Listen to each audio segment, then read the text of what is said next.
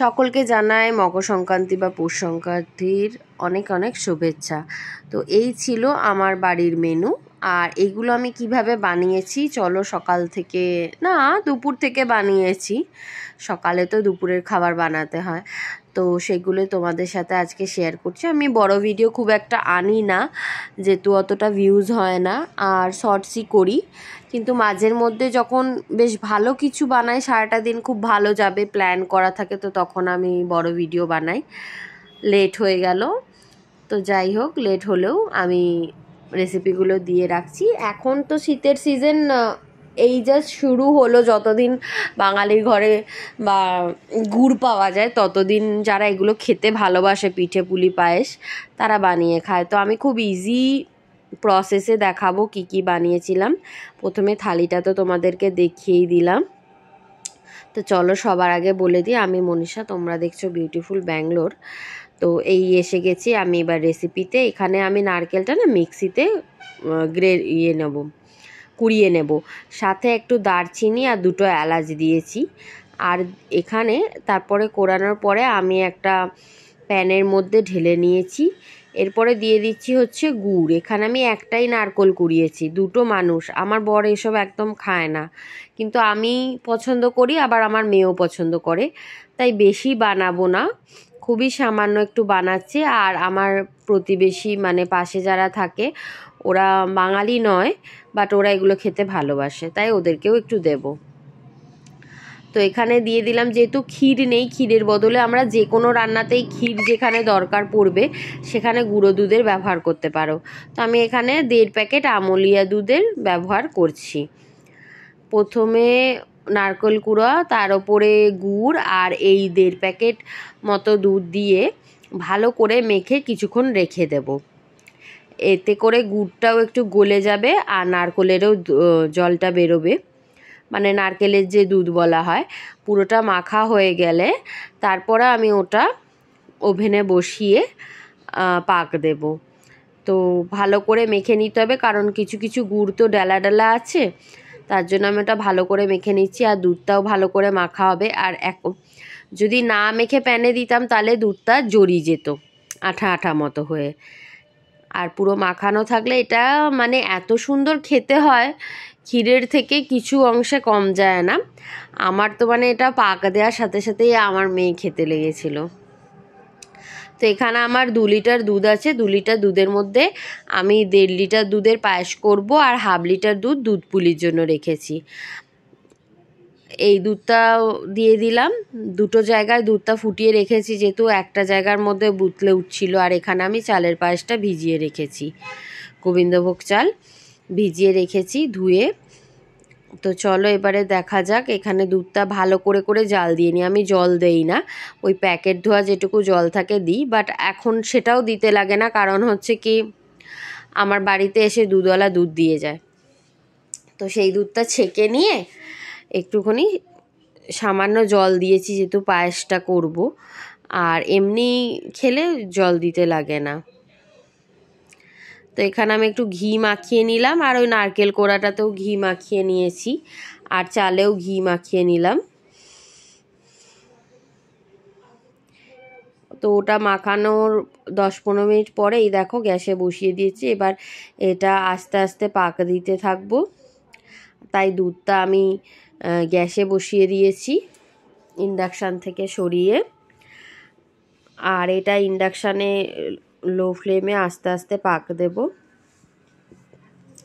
পুরো মাখনের মতো একবারে হয়ে যাচ্ছে পাক দেওয়ার সাথে সাথে। অনেকে নারকেল এমনি যদি বটিতে কুড়িয়ে নেওয়া হয় ওতে একটু কিচকিচে টাইপ থাকে, কিন্তু মিক্সিতে যদি করা হয় না তাহলে পুরো একবারে পেস্ট হয়ে যায়, খুবই সফট হয়। ওটা সন্দেশের মতো বানিয়ে বা নাড়ু বানিয়েও খাওয়া যায়। তো এখান থেকে আমি দুধের সরটা তুলে তুলে এখানে দিয়ে দিচ্ছি, মানে যতটা আর কি ক্ষীরের কাজটা করা যায়। ক্ষীর যেহেতু দিতে পারছি না, এটাতে ক্ষীর মাস্ট দিতেই হয় পিঠে পুলির এতে। এই দেখো, দেখেছো, এদিকে নারকেলে পাক দিতে দিতে এইদিকে আমার দুধ উতলে পড়েছে। আর এই দেখো ওপর থেকে একটু নলেন গুড় ছড়িয়ে দিলাম। এখানে আমি চালটা দিয়ে দিলাম দুধের মধ্যে পায়েসের জন্য। তো এটা পাক দেওয়া হয়ে গেছে, ঠান্ডা করব বলে তাই এটা একটু মেলিয়ে দিচ্ছি, মানে ছড়িয়ে দিচ্ছি আর কি প্যানের মধ্যে, যাতে করে ঠান্ডা হয়ে যায়।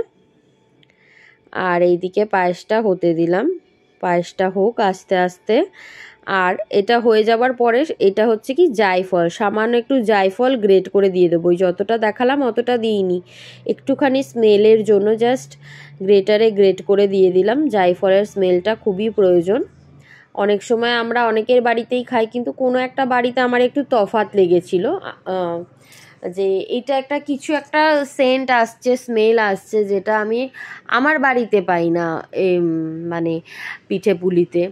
তো সেটা আমাকে বলেছিলেন, যার বাড়িতে আমি খেতে খুব ভালোবাসতাম, যে না, এটাতে একটু সামান্য জায়ফল গুঁড়ো দিতে হয়, তাহলে এই নারকেল কোড়াটার স্বাদ আলাদা হয়ে যায়। স্বাদে গন্ধে, আসলে গন্ধেটাই মনে হয় যে স্বাদটা আলাদা হয়ে যায়, স্বাদে কিছুই হয় না জায়ফলে, আসলে হচ্ছে গন্ধটা। তো দিয়েছিলাম। এখানে আমি পায়েসে গুড় দেবো বলে পাটালিটা থেতো করে দিলাম। এই দেখো এখানে চাল যেহেতু সেদ্ধ হয়ে এসছে, এবারে আমি গুড় পুরোটাই গুঁড়ো করব না, একটু চিনিও দেব। এখানে 1.5 লিটার দুধের আমি পায়েস করছি, তো এখানে আমি 200 গ্রাম মতো চিনি আর গুড় মিলিয়ে দিচ্ছি। এই যে পায়েস পুরো হয়ে গেছে। আর এখানে গ্যাসে আবার আমি গরম জল বসিয়ে দিয়েছি, গরম জলে দিয়ে দিলাম একটু নুন, আর এই দিলাম হচ্ছে একটু তেল।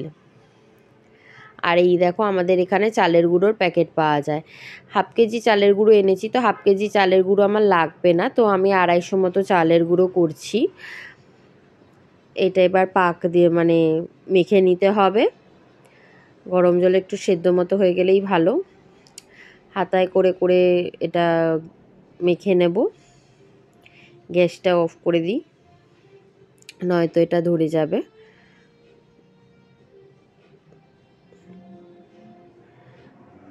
চালের গুঁড়োটা এত সুন্দর, এত নরম হয়ে গিয়েছিলো, আমি ভাবছিলাম যে পিঠেতে পুর দিতেই পারবো না বোধহয়, কারণ এত নরম হয়ে যাচ্ছে। তো হাওয়াতে রাখতে ওটা টাইট হয়ে গেছে।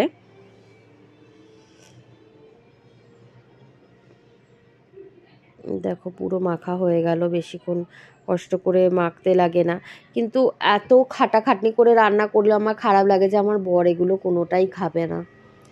কিন্তু খাক আর না খাক, আমার মেয়ে পছন্দ করে। বা যখন মেয়ে খেত না, ছোট ছিল, তখনও আমি বানাতাম, মনে হতো যে আমি একটা খাবো, বাকিটা একটু লোকজনেদের দেব। যখন যেই সিজনটা আসে সেই সময় আমি মনে করি এগুলো না বানালে ঠিক মানে বাঙালি বলে মনে হয় না। যত দূরেই দেশে থাকি না কেন, যেখানেই থাকি না কেন, এগুলো বানানোটা খুব জরুরি, একটা আইটেম হলেও বানানো জরুরি। তো এই দেখো আমি এইভাবে পিঠা বানাচ্ছি, কিছু পিঠা গোল করব, মানে দেখতে ভালো লাগে, আর কিছু এরকম লম্বা লম্বা বানিয়ে নেবো, যেরকম পিঠে বানায়। নারকেল কোড়াটাও ঠান্ডা হয়ে গেছে, আমার মেয়ে আসবে এরপর বানাতে, দেখবে এখন। ওই যে অলরেডি ওই দিক থেকে হাত চালাতে শুরু করে দিয়েছে। যতই ভাবছি ছোট বানাবো, কিন্তু ছোট আর বানানো হয়ে উঠছে না, কারণ এগুলো দুধে বা জলে পড়লে আরও বড় হয়ে ফুলে ওঠে।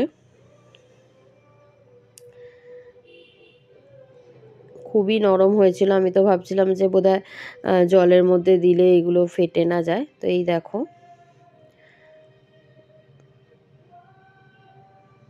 আমি এইভাবেই বানিয়েছিলাম। আসলে আমি তোমাদের সাথে রেসিপি যদি মনে করো শেয়ার করছি, তাহলে রেসিপি শেয়ার করছি আমি যেভাবে বানিয়েছি। তো আমি জানি আমার থেকেও অনেকে অনেক ভালোভাবে সুন্দরভাবে বানায়, তা আমিও সেখান থেকে শিখেছি কিছুটা। আমার মামার বাড়িতে হতো, আমার মাসিদের থেকে দেখে শিখেছি, এটা হাতে ধরে আমাকে কেউ শেখায়নি, বাট আস্তে আস্তে বানাতে বানাতে হয়ে গেছে। তাও তো বছরে একদিনই বানাই, রোজ দিন তো আর বানাই না, যেমন বাকি রান্নাগুলো রোজ করি, তা এগুলো আর রোজ হয়ে ওঠে না, কেউই খায় না আমার মনে হয়। শীতকালে অনেকের বাড়িতে এটা প্রত্যেক সপ্তাহে হয়, যাদের বাড়িতে সবাই খেতে ভালোবাসে, বাট আমি ছাড়া তো কেউ খায় না, তাই এটা আমি ওই মকর সংক্রান্তি পৌষ সংক্রান্তিতে একবার করার চেষ্টা করি। তো এই দেখো কিছু পিঠে আমি দুধের মধ্যে দিয়ে দিয়েছি, একটা চিনি দিয়ে দিলাম, দুধে চিনি দিতেই হবে, আর দিয়ে দেবো একটু এলাচ। এটা 1/2 লিটার দুধেই করেছি, অনেকখানি হয়েছে। আর কিছুটা এমনি সেদ্ধ করে নিতে হবে। দুটো এলাচ দিয়ে দিলাম। তো আমার বাড়িতে আমি এইভাবে মকর সংক্রান্তি সেলিব্রেট করেছি, তোমাদের সাথে শেয়ার করলাম। যদি তোমাদের ভালো লেগে থাকে তো চ্যানেলটা সাবস্ক্রাইব করো। আর যদি কোনো কিছু মনে হয় যে এটা হয়নি, এটা ঠিক করে করা হয়নি, যদি খুঁত লাগে তাহলে আমাকে সেটা মেসেজে জানিও, কমেন্ট করে জানিও। আর বাকিগুলো এখানে জল ফুটতে দিয়েছিলাম কড়াইতে। কত যে বাসন বেরিয়েছে এই 3টে আইটেম বানাতে। খেতে ভালো লাগবে, 2টো মানুষ খাবো, কিন্তু তার জন্যই এত বাসন। কারণ ওই যে চালটা মেখেছিলাম, সেই চালের এটা এত শক্ত হয়ে গেছে, ওটা ভিজিয়ে রাখতে হয়েছে, যে নয়তো ওটাতেই মেজে করে নিতাম। আবার একটা কড়াই বের করতে হলো। তো এইভাবেই বানাতে হচ্ছে। এখানে দেখো কটা সেদ্ধ পিঠে করব। অনেকে স্টিমে করে, মানে ওই যে ছোট ছোট হোল করা ফুটো ফুটো করা থালাগুলো এরম গরম জলের ওপরে দিয়ে দেয়, বা অনেকে কাপড়ে বেঁধে করে স্টিমে। তো আমি এটা জলে সেদ্ধ করেই করব। এই দেখো, গরম জল থেকে নামিয়ে ঠান্ডা জলে অবশ্য করেই দিতে হবে, নাহলে ওটা নরম হবে না আর আঠালো হয়ে যাবে। ঠান্ডা জলে দিলে ওই হরহরে ভাবটা চলে যাবে। গরম জলে যে সেদ্ধ হলো, তার জন্য এইটা হচ্ছে সিদ্ধ পিঠে। তার সিদ্ধ পিঠে বলে, অনেকে ভাপা পিঠে বলে। এটা তো আমি ভাপিয়ে করছি না, এটা সেদ্ধ করেই করছি, তাই সেদ্ধ পিঠে বলছি। এই দেখো কয়েকটা ফেটে গেছে, পুটু যেগুলো দিয়েছিল ও তো ছোটো, অত ঠিক বোঝে না, কিন্তু তবু আমি করতে দিই। হোক আর না হোক করতে দিই, না হলে বাচ্চা মানুষ মন খারাপ করবে। তো যেমন পারে করুক গে, আমরা নিজেরাই তো খাবো। আর যেগুলো ভালো ভালো সুন্দর দেখতে হচ্ছে সেগুলো আমি আমার ফ্রেন্ডদেরকে একটু দেব। তাই দেখো, ঠান্ডা জলে ধুয়ে নিলে ওই হরহরে ভাবটা কেটে যায়, একটু শক্ত হয়ে যায়। নাহলে জল থেকে তোলার সাথে সাথেই এত তুলতুল করে যে মানে মনে হয় হাতে ধরলেই ফিসলে যাবে, নয়তো খাওয়া যাবে না, মানে চটকে যাবে। তো সেই জন্য ঠান্ডা জলে দিয়ে দিতে হয়।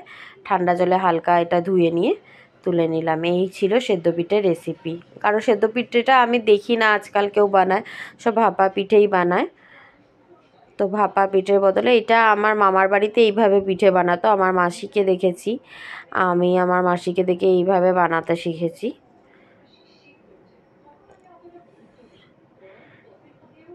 এই যে হালকা হাতে ধুয়ে নিতে হবে, ধুয়ে নিয়ে এগুলো থালায় মেলিয়ে দেব। একটু ঠান্ডা, মানে ফ্যান চালিয়ে দিলে হাওয়া লেগে এগুলো খাওয়ার উপযুক্ত হয়ে উঠবে।